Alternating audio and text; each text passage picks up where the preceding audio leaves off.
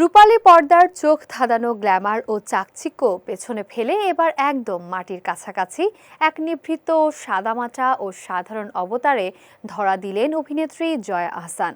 সম্প্রতি সামাজিক মাধ্যমে ব্যাপকভাবে ছড়িয়ে পড়া একটি ভিডিওতে দেখা যায় নিজ বাড়ির বিস্তৃত বাগানে মেকআপহীন সাদামাটা পোশাকে খালি পায়ে কৃষিকাজে ব্যস্ত সময় পার করছেন তিনি। প্রকাশিত সেই ভাইরাল ভিডিওতে দেখা যায় নিজ হাতে কোদাল চালিয়ে বাগানের মাটি প্রস্তুত করছেন জয়া।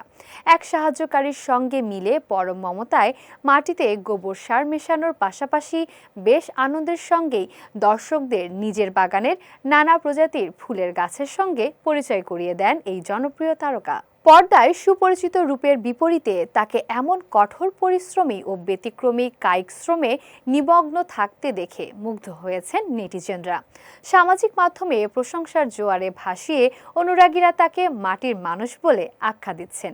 অনেকেই আবার তার এই কাজের মাঝে বয়স ধরে রাখা ও ফিট থাকার আসল রহস্য খুঁজে পাচ্ছেন। বয়সকে বৃদ্ধাঙ্গুলি দেখিয়ে নিজের সৌন্দর্য ও ফিটনেস ধরে রাখার পেছনে জয়া আহসান নিজেও মনে করেন নিয়মিত কঠিন জিম কিংবা কড়া ডায়েটের চেয়ে এই ধরনের কায়িক শ্রমই তাকে সবচেয়ে বেশি সতেজ ও প্রাণবন্ত রাখে।